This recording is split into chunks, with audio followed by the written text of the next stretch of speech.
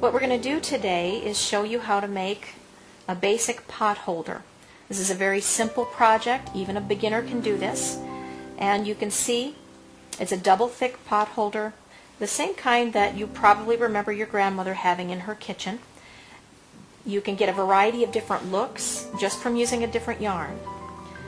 Okay, what we're going to do is use a G hook. It's a very basic hook.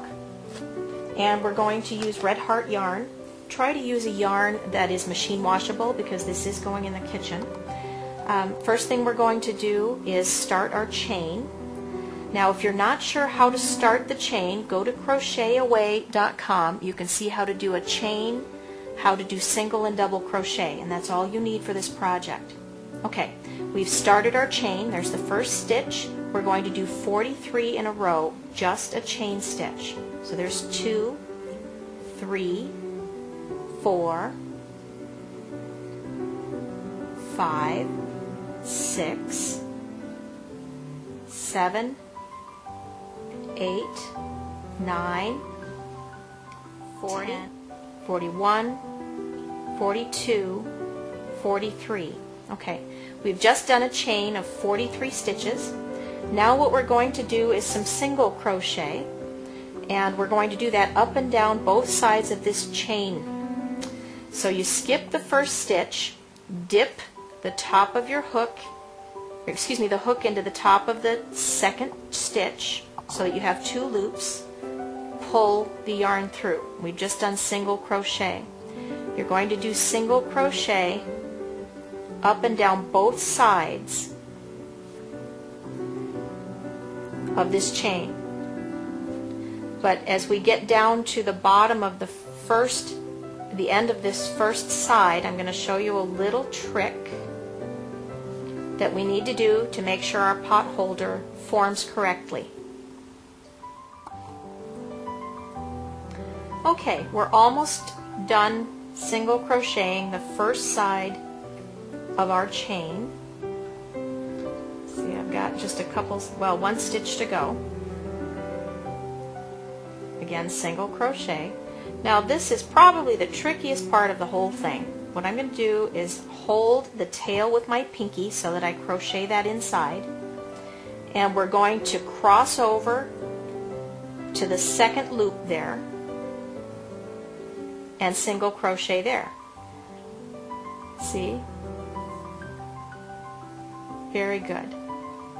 And then we're going to single crochet down the other side, just like we did on the first side. This whole process of single crochet should take you less than 5 minutes. It's not a complicated thing. Actually, this project is very simple. So again, what I'm going to do is single crochet down the other end of my chain that we started out with earlier, and you see how the tail is inside. Okay, and I'll be back in just a moment when I get to the other end here. Okay, we've almost finished our single crochet. We've gone on both sides of our chain, and I'm getting down to the end, you see here. We're just going to do a couple more single crochet stitches, and then this is probably the other crucial part. We're going to skip that stitch right there, and we're going to start double crochet. Now this whole process of the chain and the single crochet on both sides has probably taken about 5 minutes, maybe a little less if you're a good crocheter. But what we're going to do now is double crochet, and we're going to skip that stitch and go to the second stitch. Now if you're not sure how to double crochet, what you can do is go back to crochetaway.com, and there's a video there that shows you how to do a chain stitch, how to start, and how to do single and double crochet as well. I'm not going to cover that very extensively here. Oops. And if you make a mistake, it's not a problem. Just drop it and start over. This yarn doesn't. There we go. Okay. And the rest of the project is double crochet. We're just going to go around and around, adding rows over and over again. And we're going to do that using our double crochet stitch.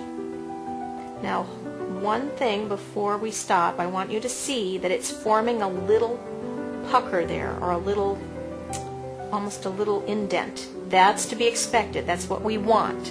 So if yours doesn't have that, then you've probably not skipped the stitch back here. But make sure you skip that single stitch. As we go on, that little dimple is going to become more and more pronounced.